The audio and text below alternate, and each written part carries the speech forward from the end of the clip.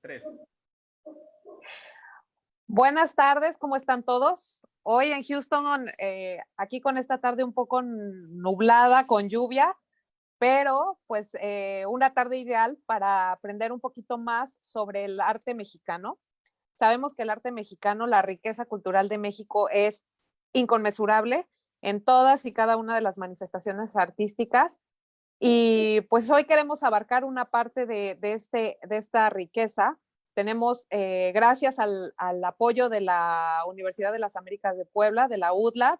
Muchas gracias, Diego Lastiri, Kurt, por estar aquí acompañándonos y por el apoyo de la UDLAP en las actividades que lleva a cabo el consulado.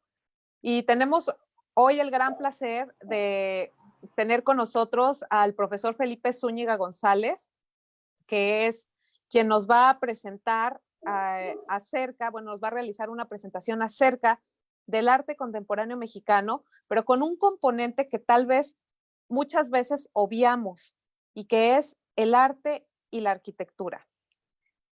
Pensamos normalmente en arte contemporáneo y a veces pensamos en piezas un poco extrañas que no alcanzamos a comprender o unas rayitas, unas hojas, unos cables, que a lo mejor como que no logramos apreciarlo, pero en esta parte creo que nos va a presentar el profesor, pues creo que nos vamos a encontrar un poco ese hilo conductor que hay entre lo que vemos en la cotidianidad y el arte.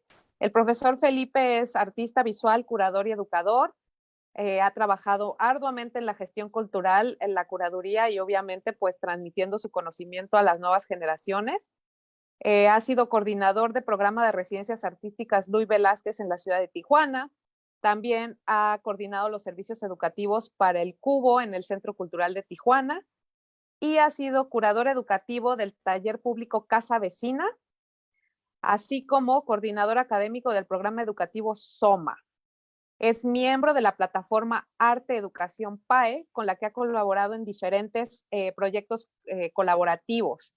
Y pues con este rico currículum, yo creo que el profesor tiene mucho que transmitirnos, así que yo directamente le voy a ceder la palabra. Muchísimas gracias, profesor Zúñiga, por estar aquí con nosotros, por acompañarnos en esta tarde y por dejarnos conocer un poco más acerca de la riqueza cultural que entraña nuestro querido México. Muchísimas gracias por la presentación. Pues bueno, antes que nada, también estoy muy agradecido con el equipo de UDLAP, que hace un esfuerzo tremendo para hacer estas colaboraciones, y evidentemente con el consulado, que esto es una oportunidad muy interesante para extender lazos, para entablar diálogos. Entonces me parece pues fenomenal que estemos haciendo estas colaboraciones. Yo lo que les preparé para la sesión del día de hoy es un diálogo entre algunos autores de la arquitectura mexicana del siglo XX y del XXI con algunas obras de arte contemporáneo que están vinculadas de algún modo con la arquitectura, con el espacio arquitectónico, o con una noción más amplia que sería la urbe, la ciudad, ¿no? Entonces, la charla está dividida en dos partes. Una es una breve introducción sobre arquitectura, un poquitito de ciertos casos que me parecen muy interesantes, ahora les voy a platicar por qué. Y en la segunda parte son más bien obras de arte que creo hacen este diálogo con la arquitectura y con la ciudad. Es importante decirlo que, bueno, no es esta presentación una presentación muy técnica con excesivos datos históricos, sino que es por eso le puse más un diálogo, es que pensemos en qué conexiones podemos establecer en términos de las formas, los materiales, los motivos, más que hacer una muy extenuante y precisa revisión de las obras en cuestión, digamos, solamente para marcar eso, que no, la charla está planteada desde la apreciación de las artes y no necesariamente desde ya un campo más riguroso que es la historia del arte, ¿no? Porque sí creo que es importante hacer esa aclaración. Bueno, pues miren, es importante para mí pensar el espacio intermedio del arte y la arquitectura, dado que hay pocas veces consideramos a la arquitectura un arte, aunque pues es un arte, ¿verdad?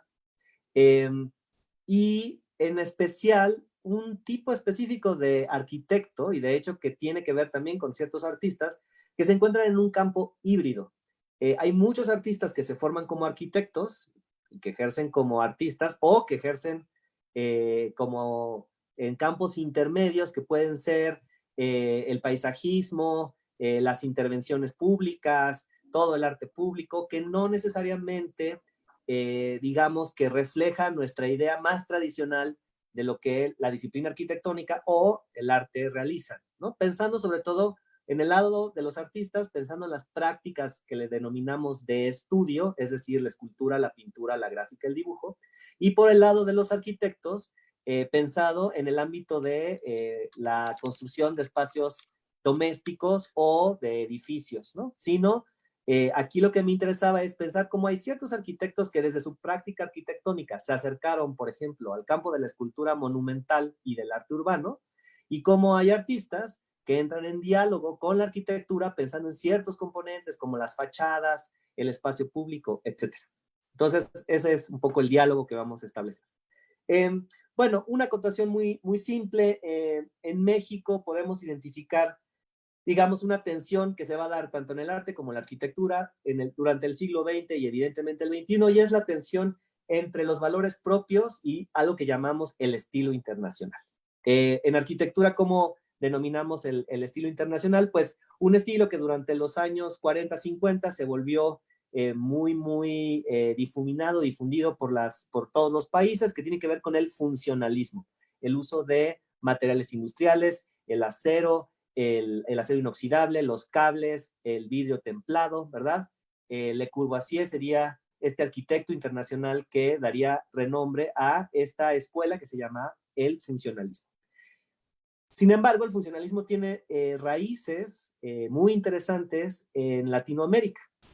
En el caso específico de México, veremos a alguien como Juan O'Gorman, responsable de una de las primeras construcciones funcionalistas en México.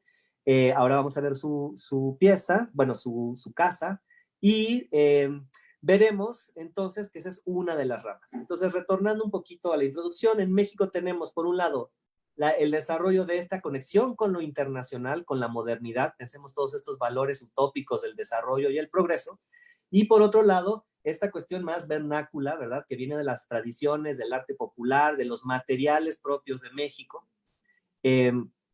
Si podemos ir a la segunda, por favor. Y entonces, bueno, en esta tensión entre lo mexicano y lo internacional tenemos tres líneas generales. El funcionalismo, que es del que estoy hablando. Por otro lado, tenemos algo que se denomina la arquitectura escultórica, que tiene que ver con estas obras arquitectónicas que tienen un diálogo más abierto con la escultura, y la arquitectura emocional, que Matías Geritz pues, fue uno de los grandes representantes de esta corriente. La que sigue, por favor. También están estos periodos en los que estoy hablando, pues hay, digamos, la modernidad la podemos ubicar en dos etapas, del 25 a finales de los años 60. Entre los años 60 finales de los 80 hay algo que se denominó la nueva monumentalidad, y en las finales del siglo XX hubo pues una corriente que se llamó pues hay el posmodernismo, que fue muy prominente en la arquitectura norteamericana principalmente, y en el siglo XXI pues ya tenemos nuevas tendencias que tienen que ver más con ideas sobre la sustentabilidad, el decrecimiento, etc. La que sigue, por favor. Aquí tenemos un ejemplo del funcionalismo de Juan O'Gorman. Esta es la casa de Juan O'Gorman, está al lado de la casa de estudio Diego Rivera, que está en la zona de San Ángel, en la Ciudad de México. Y Juan O'Gorman es responsable de las tres edificaciones. Algo que es bien interesante de la idea del funcionalismo es justamente la transformación de la arquitectura, de los espacios arquitectónicos, digamos, con una perspectiva maquinística, ¿no? Que la casa, la funcionalidad de la casa es que la función revele la forma. ¿Y a qué se refiere esto? Pues veamos el uso de los ventanales, en el caso de la casa de la izquierda, para ustedes, la escalera visible, volada por fuera de la estructura de la construcción. Hay una cuestión de transparencia, la transparencia entre la forma y la función.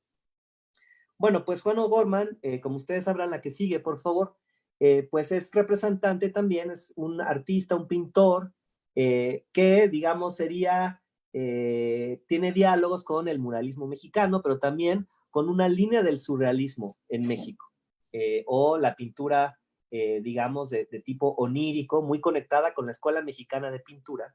Eh, y esto va a ser algo muy interesante. Juan O'Gorman va a ser un personaje interesantísimo para estos vínculos entre el arte y la arquitectura.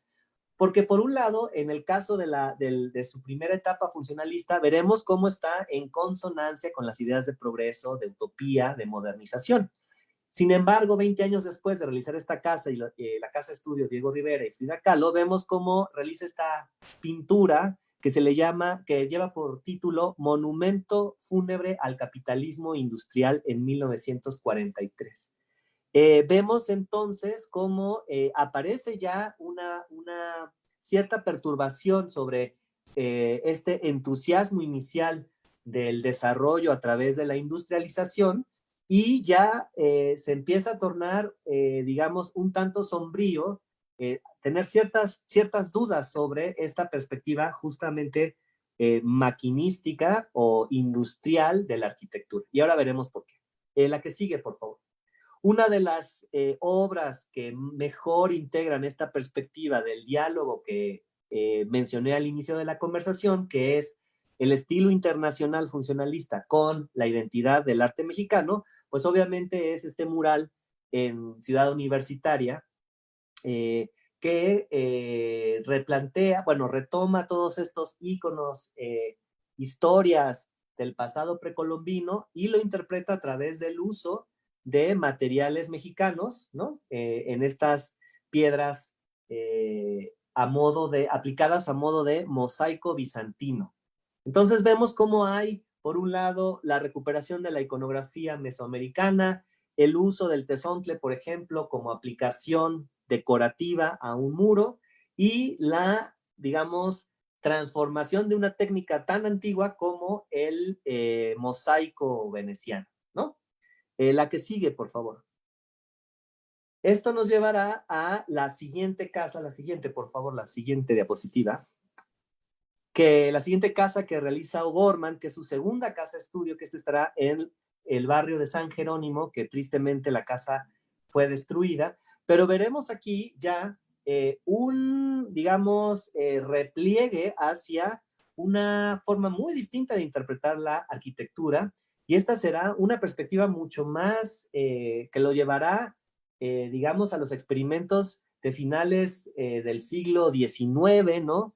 Donde esta arquitectura europea tuvo ciertos guiños con, por ejemplo, el simbolismo. Pensemos estos acercamientos al barroco y al gótico principalmente, donde entonces la arquitectura se conectaba con las ideas más, evidentemente, de lugares simbólicos, el templo, la iglesia, el laberinto, y entonces hace una, digamos, una casa que es la crítica a su casa funcionalista y hace esta casa que refleja básicamente la personalidad de quien la habita.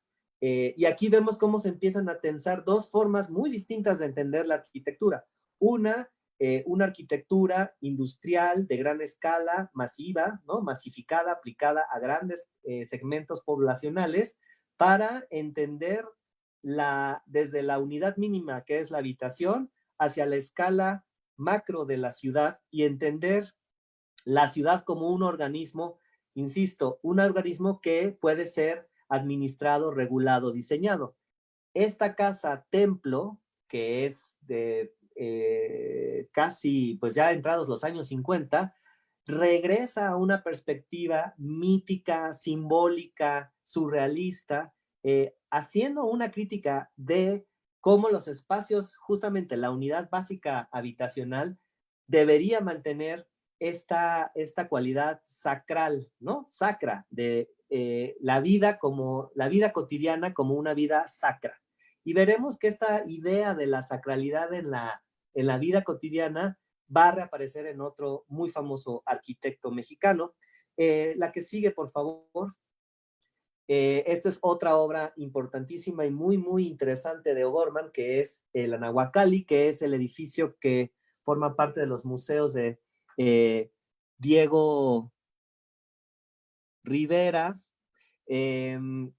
y tiene su colección de arte precolombino, que es una colección, digo, no solamente de arte precolombino, sino objetos curiosos, que hacen de ese espacio un lugar muy, muy peculiar. Y aquí nuevamente vemos este diálogo de cómo construir una arquitectura que por un lado refleja, como podemos ver en estos ventanales centrales, refleja algo de esta, diríamos, gramática funcionalista de aquellos años 30, pero vinculándose con principios formales arquitectónicos precolombinos, ¿no?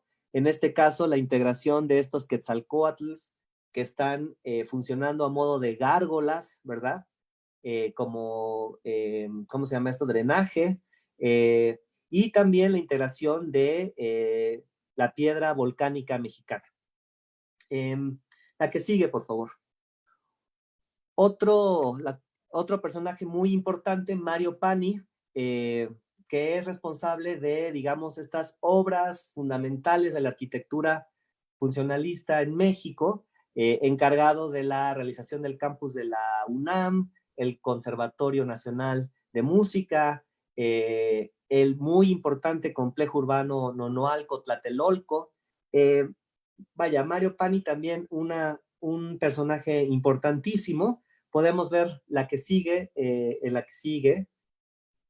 una de sus primeras obras tempranas en la siguiente imagen, que fue el Hotel Reforma. Si me pueden poner la siguiente imagen, por favor. Que desgraciadamente pues queda destruido con el temblor del 85. Y aquí podemos ver, bueno, esto que ya habíamos mencionado, bueno, pues todos estos valores de la arquitectura macro, ¿verdad?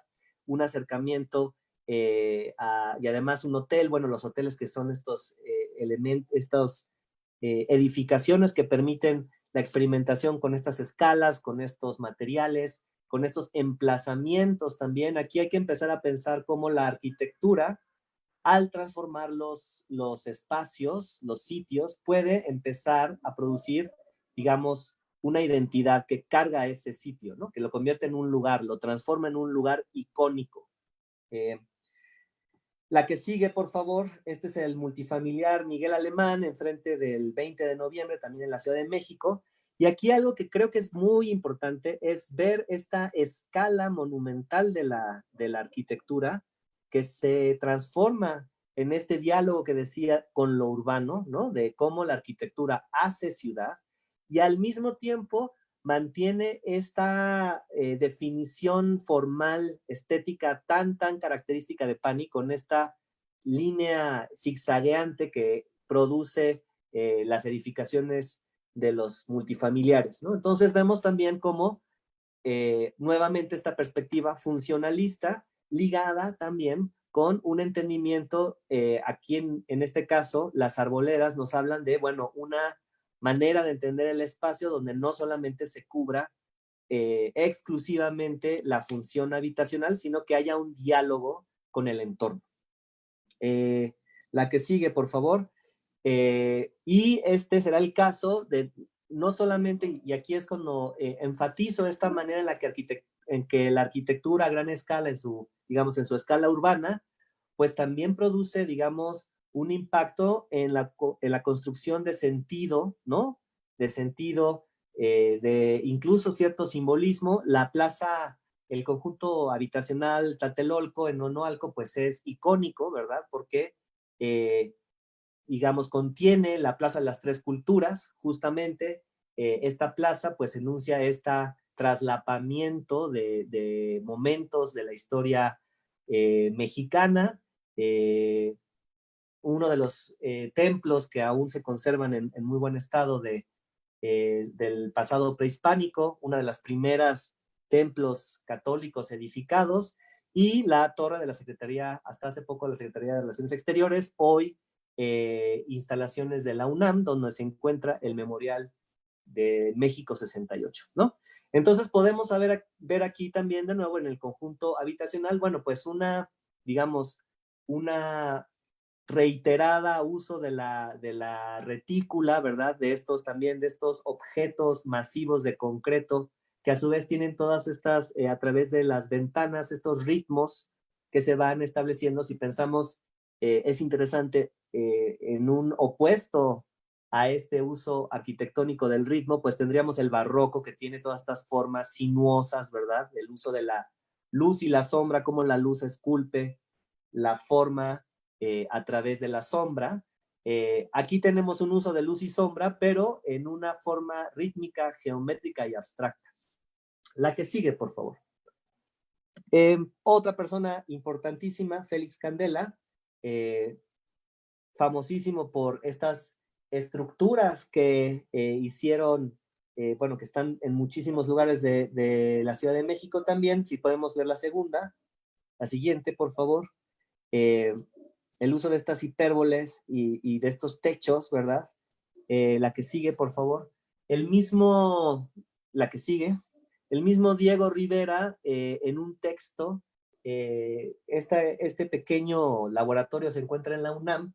Diego Rivera, cuando se le pregunta muy inicialmente en el movimiento de pintura mexicana, señala este laboratorio de rayos cósmicos del maestro Candela como una referencia de este mexicanismo, ¿no? Del mexicanismo modernista, si lo queremos ver así, que integra también de una manera muy interesante esta labor ingenieril, ¿verdad? De la arquitectura, de estos domos imposibles que son resultado de un conocimiento técnico muy especializado, e integrando la paleta y ciertos elementos, digamos,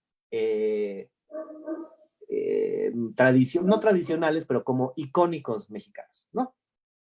La siguiente, por favor, y bueno, una de las obras más emblemáticas, pues la techumbre del Palacio de los Deportes, que es, pues, nuevamente, insisto, como una obra arquitectónica, al tener esta escala macro, pues se convierte digo, mucho más allá que solo una obra escultórica, ¿no? Pero aquí podemos claramente ver esos elementos escultóricos estéticos de esta obra arquitectónica.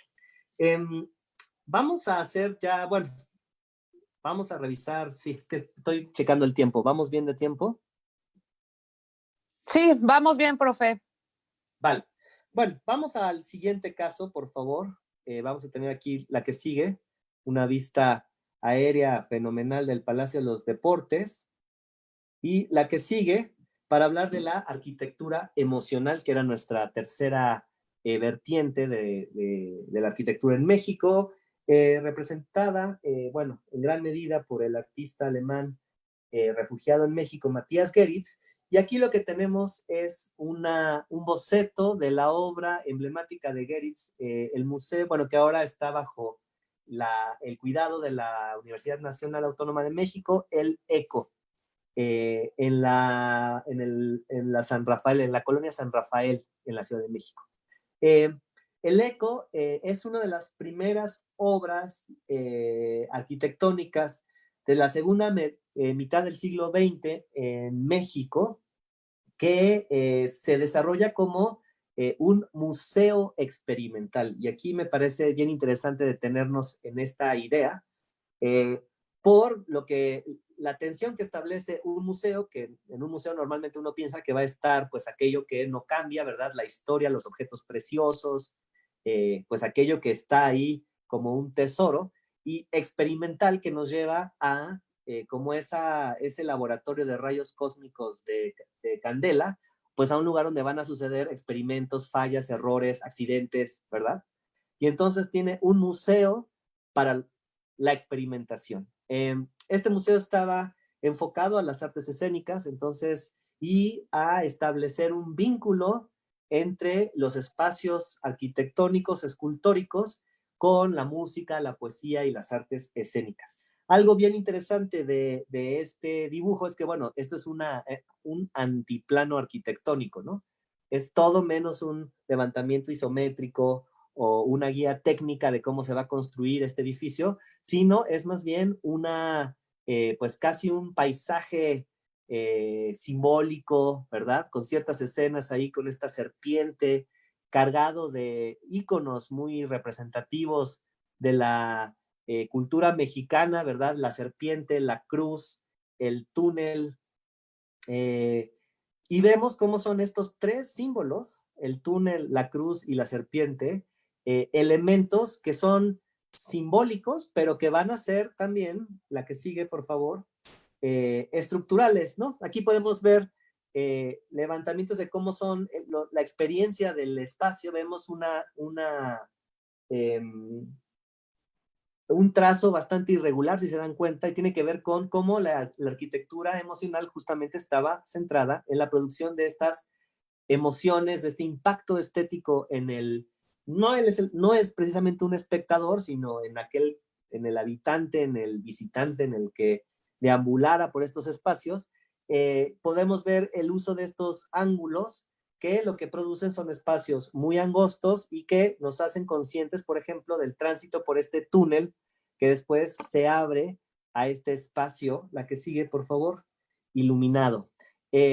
Otra cosa bien interesante de Geritz, bueno, la integración de arquitecturas no occidentales, por ejemplo, la musulmana. En este caso, un interés por estas, bueno, también los dólmenes, las columnas, esta estructura que vemos aquí tiene una poesía en la base que pues es una poesía visual que hace Geritz. La que sigue, por favor. Aquí podemos ver ya un render de cómo se tradujo en términos arquitectónicos ese dibujo del cual les presenté en la primera, bueno, en esa diapositiva, ¿no? Vemos este patio donde está esta serpiente, esta escultura de serpiente, luego vemos ese ventanal con esa cruz, y en la parte de la derecha, en la parte inferior, vemos la entrada a este túnel, ¿no? Por eso les decía que la experiencia era sumirte en este túnel casi como una catacumba un poco, ¿no? De la arquitectura medieval, o incluso la experiencia de ciertos túneles en las pirámides, por ejemplo, en Chichén Itzá, hacia el trono del jaguar, me parece que se llama. Si alguien ha tenido la oportunidad de visitarlo, bueno, esta experiencia un tanto opresiva de estos muros altos y muy angosta el paso, y luego esto se abre a este espacio del ventanal. Entonces, este juego de la sombra, la luz, las experiencias de enclaustramiento, apertura, muy importantes para, si se dan cuenta, totalmente opuestas a pensar que una casa debe cumplir una función y que tenemos que eficientar la circulación o, digamos, básicamente las funciones que se realizan dentro de un espacio en específico. Estos espacios no tienen ninguna función en específico salvo digamos, el placer, la experiencia estética. La que sigue, por favor. Y aquí veremos, pues, las torres de satélite, también otra obra emblemática, desarrollada junto con Barragán y el artista, el pintor Chucho Reyes. Y aquí vemos la importancia de cómo un arquitecto artista puede interpretar la mancha urbana casi como un lienzo, ¿no? Como la ciudad. Si habíamos dicho que, a ver, un espacio arquitectónico en su forma de operar, en su estructura, puede alcanzar al impacto de la urbe, ¿no? De su funcionamiento y también de su forma. Aquí vemos cómo un artista puede ver la fábrica del tejido urbano como si fuese un lienzo e intervenirlo como si fuese una pintura, ¿no? Las torres de satélite, bueno, pues son un hito, pues urbano, arquitectónico, para hablar justamente todavía de esta utopía modernista, ¿no? La ciudad satélite que tenía además de esta fantasía del progreso, pero ya de la era espacial, ¿verdad? Y algo muy interesante, la que sigue, por favor, de las torres de satélite, es que son uno de los primeros monumentos pensados para la autopista, para la experiencia ya de un urbanismo que tiene que ver más con el urbanismo californiano, de la velocidad, del espectáculo de la autopista. Algo que es interesante sobre las torres de satélites que están hechas para ser vistas a gran velocidad, muy diferente de la experiencia que acabamos de hablar del Museo Experimental del Eco, que son estos túneles donde es muy importante la experiencia física de aquel que recorre los espacios. En este caso se entiende que es una experiencia de alta velocidad y de un alto impacto. Podemos también ver cómo hay una cierta relación, como lo que pasó con los impresionistas y el tren, ¿no? No sé si conocen esta anécdota de cómo la percepción del paisaje se fue transformando, obviamente con el uso de ciertos tipos de transportes. Y una experiencia importantísima para la transformación de cómo se representaban los paisajes a finales del siglo XIX, pues fue la experiencia del tren. Y piensen los que hayan viajado en tren o puedan viajar en tren, pues la manera en la que se transforma este paisaje a gran velocidad cuando estamos sentados dentro del vagón y cómo pasan en secuencia acelerada, pues el paisaje y va creando estas tonos más dinámicos, ¿no? Piensen en la pintura impresionista, bueno, pues trataba un poco de capturar una impresión, ya no tratar de retratar un paisaje estático. Bueno, ahora pensemos en Geritz haciendo una escultura, una obra de arte para ser vista desde un automóvil, que es es un medio de transporte que tiene una de sus características es, bueno, pues el individualismo, ¿no? Si el tren era la colectividad, ¿no? Y casi el tren simula un poco la idea de ir sentado, yo qué sé, como la sala de cine, ¿verdad? No por ende los hermanos Lumière filmaron esa llegada al tren que era tan controversial y tan exitosa, ¿no? En este caso, Geritz hace esta escultura pensando en un conductor que va en una autopista a gran velocidad y que de ahí su impacto visual y sintético como si fuese casi una animación para el cine y pensar en el espectador no solo del cine, sino también como de la televisión, ¿no? Pensando, insisto, en que esto es una visión fugaz. Eh, muy bien, entonces, ahora lo que vamos a hacer, porque si no, no nos va a dar el tiempo, vamos por favor, a la diapositiva número 42. Vamos a hacer un brinco así cuántico. Bueno, pueden ir viendo, sí. Y bueno, aquí veremos, exacto, interpretaciones de los artistas contemporáneos ya en los finales de los 90s, ¿qué relación establecen con la arquitectura en México? Bueno, tenemos esta pieza de Anton Vidokle, un artista de origen ruso que en los años 90 pues formó parte de diferentes iniciativas de artistas viviendo en México, en la Ciudad de México, y aquí vemos una interpretación muy peculiar de este edificio que pertenece al sistema de transporte, a las oficinas del sistema de transporte colectivo del metro, eh, y que si se dan cuenta, viendo la fachada, pues nos recuerda un poco este brutalismo de los años, finales de los años 60, ¿no? Es casi esta arquitectura socialista, ¿no? Como checoslovaca, ¿no? Un poco nos da un poco esta sensación. También es una construcción modular, hecha en concreto vaciado, ¿verdad? Que se ensambla nuevamente esta arquitectura funcionalista y la acción del artista fue ir pintando modularmente cada uno de estos ventanales de rojo, ¿no? De alguna manera, la que sigue, por favor, haciendo un guiño a, bueno, por un lado el muralismo mexicano, ¿verdad? Pero también coloreando una fachada de rojo, hablando un poco de esta relación que les digo con pues la arquitectura funcionalista, pero vista desde el socialismo, ¿no? Del socialismo de los años 60, que también se caracterizó por una cierta monumentalidad y también integrar una idea de utopismo, ¿no? Pero en este caso un utopismo socialista. Y de algún modo en México, bueno, pues las oficinas del transporte colectivo, pues tienen ese estilo arquitectónico, no por casualidad, ¿no? También pensemos la creación del metro en la Ciudad de México, la idea de la transformación, de la modernidad, pensada desde una perspectiva posiblemente más social, ¿no? Menos orientada hacia la idea del automovilista, el dueño de su propio auto, como sería el caso de Geritz y las torres de satélites, sino en este caso es la fachada de las oficinas del sistema de transporte colectivo. De nuevo, si se pueden dar cuenta, reaparecen ciertos elementos que se van interconectando, ¿no? No solamente es la arquitectura, en este caso tiene que ver con los medios de transporte, pero también tiene que ver con la velocidad, la experiencia de la ciudad, etcétera. La que sigue, por favor. Y ahora vamos a ver un caso bastante, digamos, rompedor o que se aleja de estas ideas de utopismo.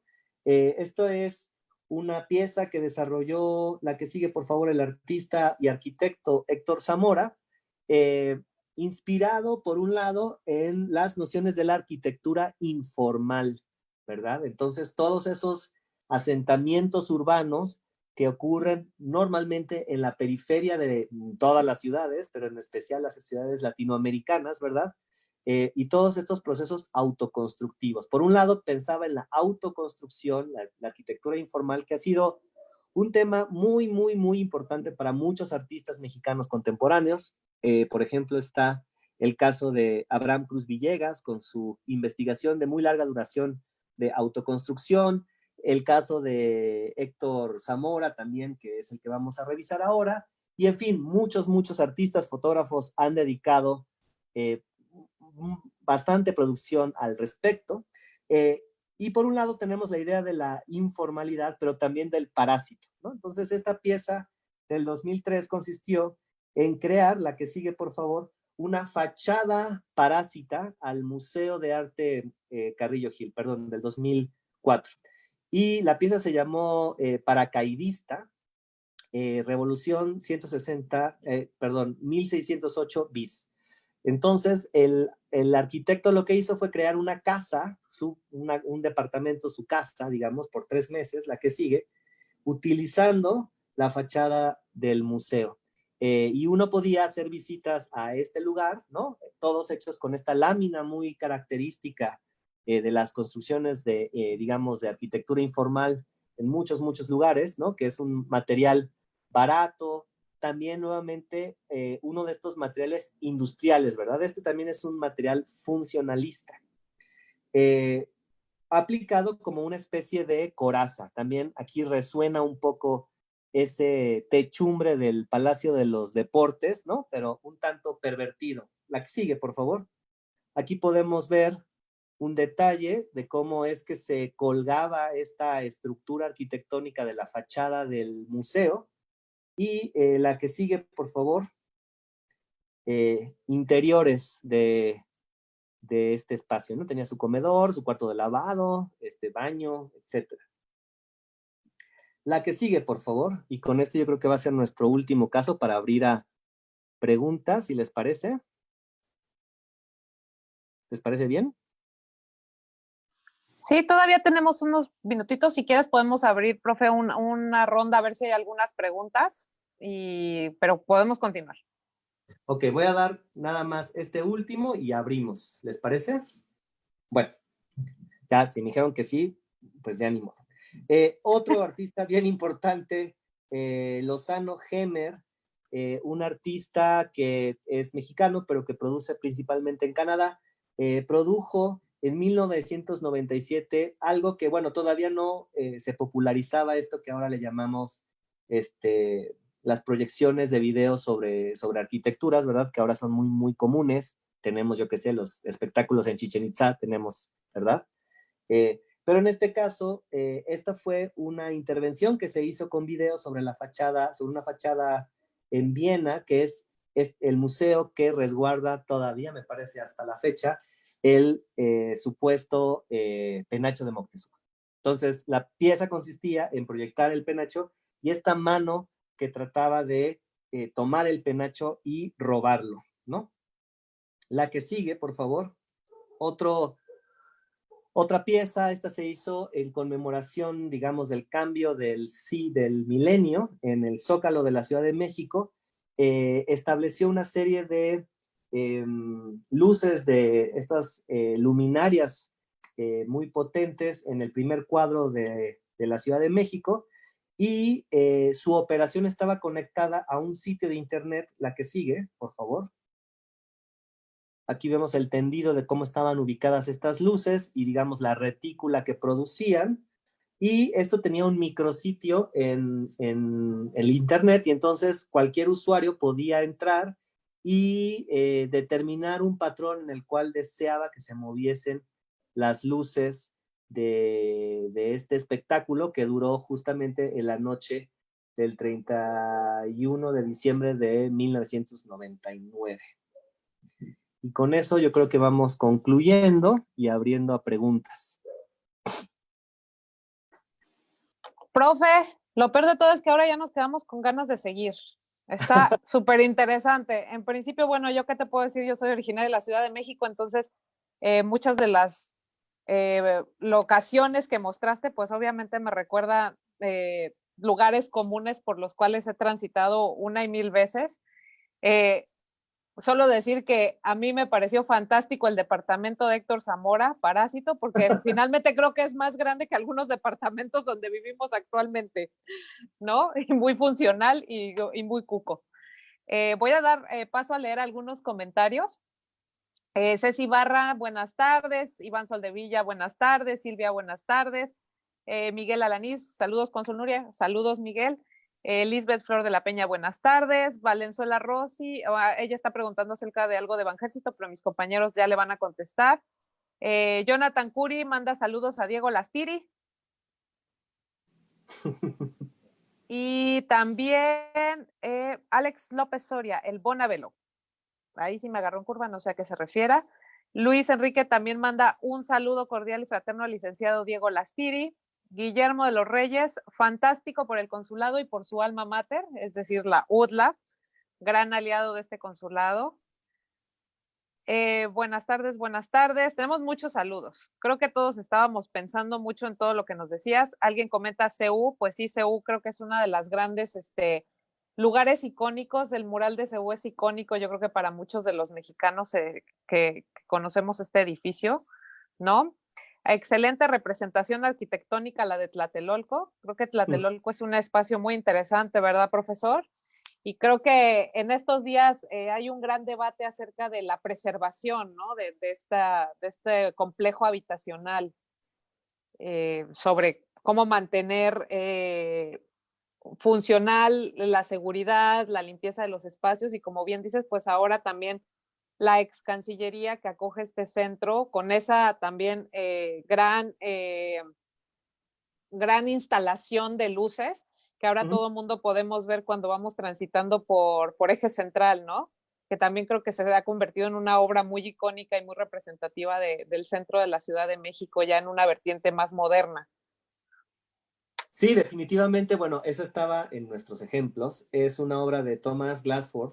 Y aquí podemos ver también esta integración de elementos, justo cuando hablamos de esto icónico, la pieza se llama Xipetotec, que es la deidad mexica de la renovación, ¿verdad? Que digo, es una imagen muy, muy fuerte porque es esta deidad que, digamos, tiene la representación, pues, más bien del cuerpo de un anciano, pero que está revestido con una piel desollada, ¿no? Que, digamos, esta es una de las cuestiones de culto prehispánico que son muy, muy, muy fuertes, ¿no? Pero bueno, presentado de una manera muy positiva, pues Xipetotec habla justo la serpiente que se quita la piel, ¿no? Que habla de esta renovación cíclica de la vida y que, insisto, se representa como un anciano vestido con esta piel nueva.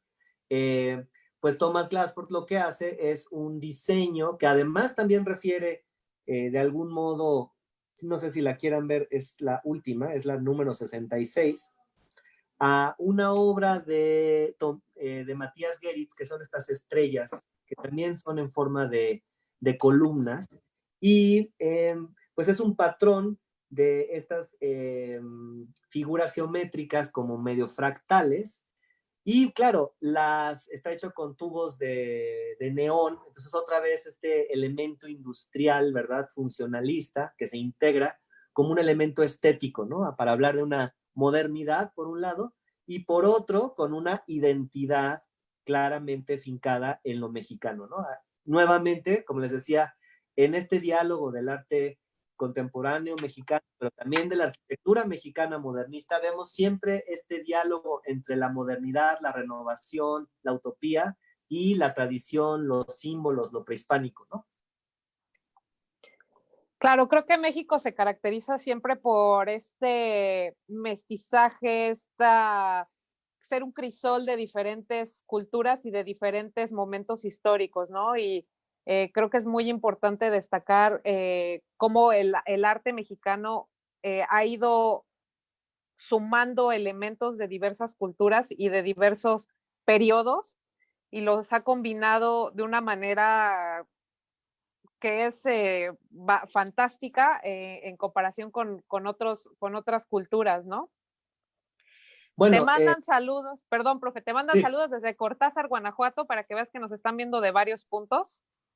Me faltó decir que, bueno, ustedes están conectados directamente desde Puebla, desde México, y que estamos muy, muy felices de que estén con nosotros. Perdón, ahora sí. este, sí, yo creo que también vamos viendo lo que les decía, ¿no? Hay un, no sé cómo llamarlo, hay un campo, hay un tipo de diálogo sostenido ya por casi un siglo que podemos ver en la labor de estos, pues no sé cómo quieran verlos, arquitectos, artistas o de estos creadores, ¿no? Que podría ser una buena palabra para sintetizar a este tipo de artistas, que van refiriéndose, insisto, a la arquitectura, a la ciudad casi ya como un tema, ¿no? Si antes hablábamos del Valle de México, ¿no? La transparencia del cielo, los cielos de México, pues ahora nos referimos a la ciudad, ¿no? Como un personaje que, como vemos, pues a veces es un personaje terrible, ¿no? O sea, es un personaje que produce fascinación, por un lado, porque tiene, como hemos visto, pues esta es vibrante, moderna, se plantean ciertas ideas utópicas y al mismo tiempo, claro, tiene como este ejemplo de Xipetotec, pues elementos fuertes que pueden ser un poco perturbadores, un poco, pues sí, que simbran también esta idea justo de desarrollo de modernidad, ¿no? Y creo que es algo que sí es muy presente de la cultura mexicana, estas tensiones que vemos, pues como bien lo mencionaste en el caso de la Plaza de las Tres Culturas, ¿no? Pues estas tres identidades, ¿no? La modernidad, la colonia, el momento prehispánico. Sí, creo que conviven perfectamente en México, ¿no? Todo el pasado, la tradición, junto con la modernidad. Ese es un reto muy interesante, cómo encontramos varios espacios en la ciudad, no solo a nivel arquitectónico, sino también artístico, con fuentes, con pinturas, que están en ese diálogo constante, ¿no? Entre el pasado, la tradición, nuestro pasado prehispánico, nuestro pasado colonial y precisamente como lo mencionas, profesor, como pues ya esta visión un poco de un México más moderno y más vibrante, ¿no? Tenemos un par de preguntas. Alguien, Yasmine Echegoyen, nos solicita a ver si puedes hacer algún comentario acerca de la arquitectura en Santa Fe. Y Frida Vigueras dice, ¿qué artista arquitecto ha tenido mayor presencia en la arquitectura urbana de la Ciudad de México y cuál sería su obra más representativa? O yo lo estoy pensando y creo que es muy difícil, pero seguramente, profe, tú tienes más claro esta parte. Bueno, no podría referirme a la arquitectura de Santa Fe porque desgraciadamente, pues no, yo creo que he pasado, la verdad, muy poco tiempo, la conozco, pero no es como que yo pueda hacer un comentario realmente, una disculpa, no, no soy experto en arquitectura, pues me apasiona, me interesa, pero no es que tenga yo ese conocimiento, le voy a, digamos, podría decir que, claro, de manera muy general, podríamos reconocer también, pues es que la frontera, toda la frontera norte, pensemos en el famoso estilo californiano, pues el estilo californiano en los años 30, pues lo que hizo fue integrar o reinterpretar la arquitectura colonial del Bajío, ¿no? Por ejemplo. Y Claro. se reinterpretó con materiales modernos, pues se usó cemento, se hicieron moldes, ¿no? Pues toda, y es muy interesante pensar que es una especie de neobarroco, ¿no? Porque está hecho, digamos, para el mismo momento donde se están pensando las autopistas, ¿no? El highway. y al mismo tiempo tienes esta arquitectura neocolonial, neobarroca, ¿no?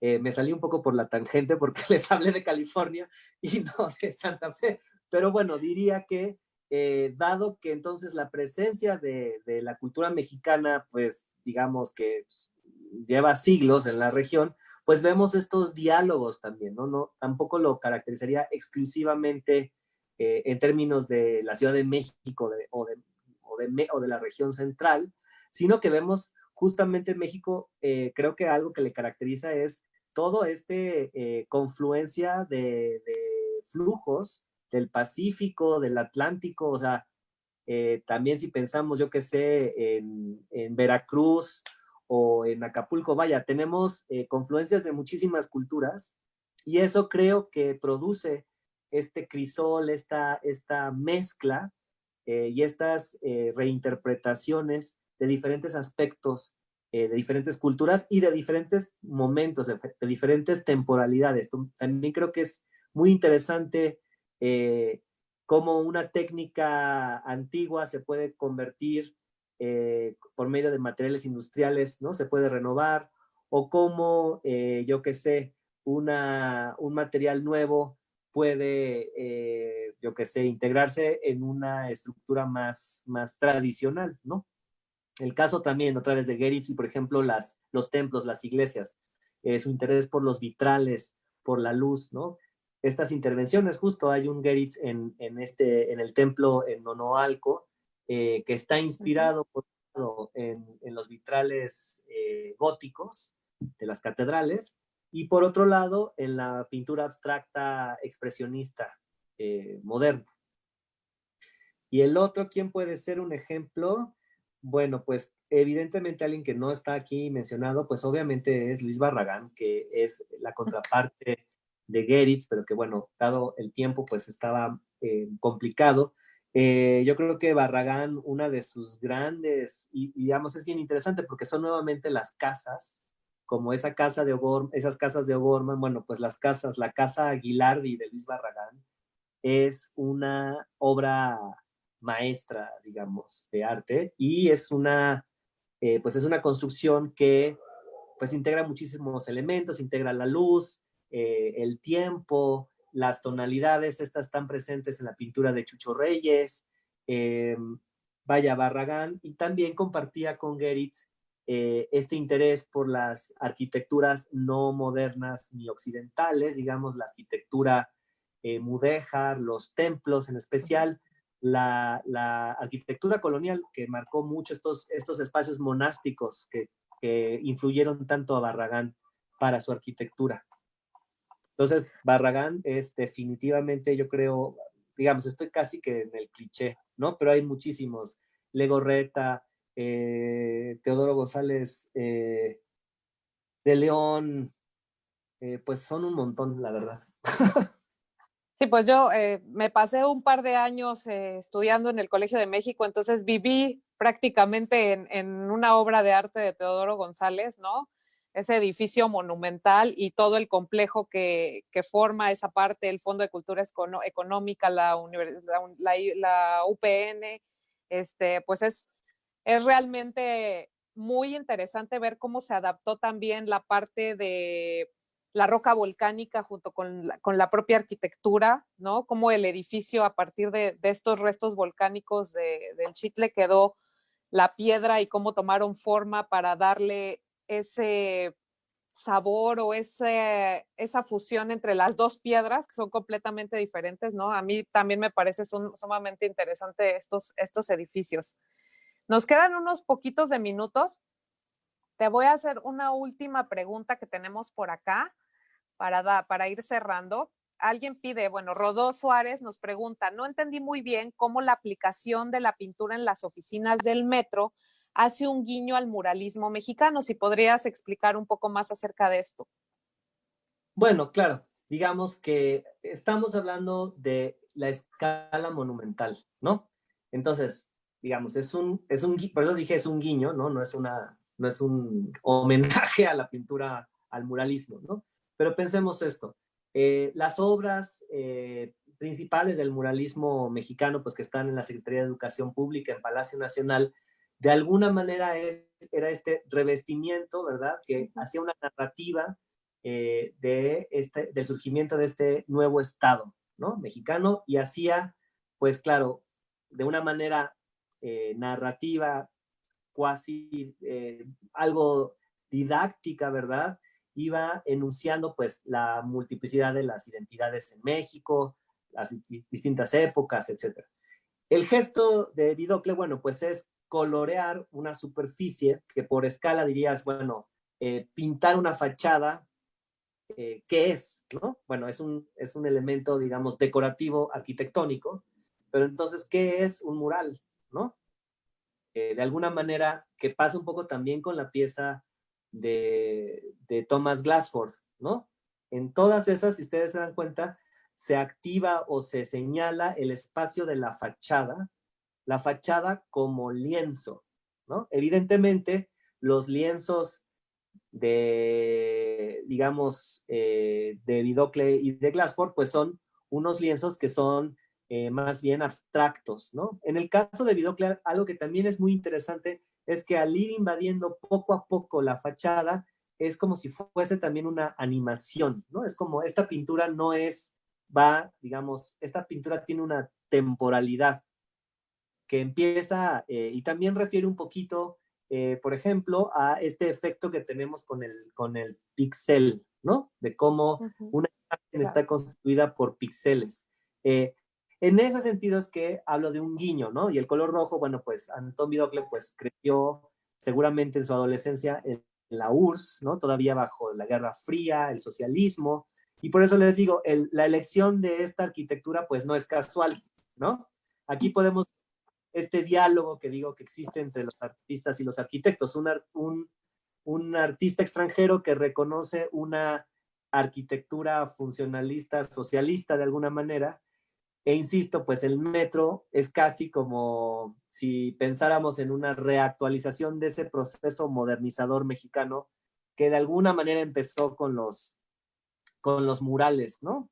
Y los murales en la Secretaría de Educación Pública. Ahora, ojo, los gestos de los artistas de los años 90, en algunos casos no los consideraría yo como una colaboración del todo oficial, ¿no? U oficialista.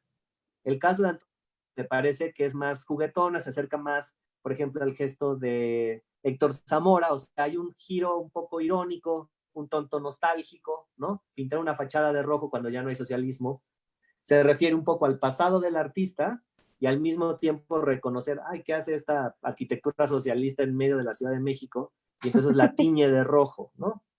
Pero digamos, es un gesto, es un poco un gesto irónico, un poco nostálgico. El caso de Thomas Glassford también, ¿no? Le hago una fachada, esta fachada, por un lado se refiere a las estrellas de Geritz, por un lado, por otro lado le pongo chipetote, que es una piel que va a vestir al edificio, entonces hay un cierto ahí ya de ironía, ¿no? A diferencia de lo que podríamos ver que hizo O'Gorman, ¿no? Si volvemos a pensar en la idea de fachada, ¿no? Fachada, muralismo, el revestimiento de una fachada, es posiblemente la pieza, y por eso está la referencia a la biblioteca central, ¿no? Podemos ir de fachada de edificio a fachada, ¿no? Y ver también cómo un artista puede pensar en una arquitectura monumental como un lienzo, ¿no? Hay algo muy interesante de esta, pues sí hay un gesto así medio de bravura, de que el lienzo es del tamaño de la ciudad, ¿no? Habla de ahí ciertas cuestiones de, bueno, una marca individual de una persona que deja su obra o una obra que habla del lugar, lo integra y dialoga con él, ¿no? También creo que ese es algo muy interesante para pensar en el arte de escala pública, digamos, en un gesto muy individualista o una integración, un diálogo con el sitio, con su historia, con su identidad, ¿no? Pues es muy interesante. Yo creo que podríamos estar otras 2 horas hablando de arte, ¿no? Y de la relación con la arquitectura. Inclusive yo creo que todos ya están pensando en los que están en la Ciudad de México o están en México o tenemos oportunidad, cuando tengamos oportunidad de ir a México, en pasear por estos lugares y en tal vez después de esta charla ver con otros ojos esa arquitectura, ¿no? Empezar a tomarle el sentido de alguna de las cosas que nos has platicado, ¿no? Y pues bueno, te doy muchísimas las gracias, profe. La verdad ha sido una plática muy, muy interesante. Muchas gracias a los amigos de la UDLAP.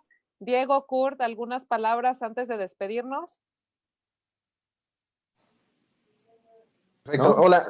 Sí, muchas gracias. Gracias, Nuria. Agradecemos al profesor Zúñiga por esta pequeña muestra de arte en México, al igual que un enorme agradecimiento al Consulado General de México en Houston, Nuria. Diego tiene una actividad académica, les da muchas gracias también, de igual forma. Y a todo el auditorio los invitamos a que conozcan un poco más de la Universidad de las Américas Puebla en www.udlab.mx o studyabroadinmex.com. Muchas gracias. No, pues muchas gracias nuevamente a la UDLA por su apoyo. Profe, muchas gracias por esta sesión intensa y como te digo, gracias a lo que nos has enseñado esta tarde, creo que todos vamos a mirar con diferentes ojos lo que muchas veces se nos hace cotidiano, ¿no? Creo que estos son tiempos en los que el arte, en los que hablar de arquitectura, de pintura, de escultura, de música, disfrutar de una obra de teatro, aunque sea grabada, de un concierto de música, nos trae un poco más de tranquilidad, de estabilidad y nos enriquece este tiempo en cuarentena, que en algunos lugares pues todavía mantienen al 100%, que en otros ya estamos un poco más relajados, aunque obviamente pues no hay que bajar la guardia. Se los agradezco nuevamente a la UDLAP, te lo agradezco, profesor. Muchísimas gracias por esta sesión. Pues yo encantado y sí, claro que sí, las artes yo creo que son importantísimas para acompañar nuestra vida cotidiana y yo creo que en esta relación del arte y la arquitectura vemos cómo, bueno, qué cosa más cercana que la propia casa, ¿no? Y bueno, pues nuestros propios espacios cotidianos pueden ser obras de arte que reflejen, ¿no? Nuestra personalidad, nuestros intereses, nuestras formas particulares en las que vivimos y nos expresamos. Y también pueden ser espacios que reciben a otros, ¿no? Yo creo que eso es algo también muy lindo de la arquitectura, ¿no? Y de esta relación entre el arte y la arquitectura, como espacios de encuentro, como espacios de diálogo. Entonces, pues muchas gracias nuevamente por esta oportunidad y espero que les haya gustado. Muchas gracias. Muchas gracias a todos y pues recuerden que el consulado sigue abierto, bueno, abrimos ya desde la semana pasada nuestras puertas. Los invitamos a las personas que necesiten renovar sus documentos a hacer su cita y obviamente les recordamos que tenemos un número de citas limitadas. Pueden hacerla a través de la página de mexitel.sre.gov.mx. Les rogamos su comprensión respecto a la necesidad de mantener ciertas medidas de higiene, sana distancia, para que nos cuidemos a todos y pues para los que pueden quedarse en casa, quédense en casa y disfruten de estos Facebook Live que les vamos a traer todos los días con diferentes temas. Muchas gracias nuevamente a todos por acompañarnos, muchas gracias, profe, y muchas gracias, Kurt. Buenas tardes. Gracias a ti.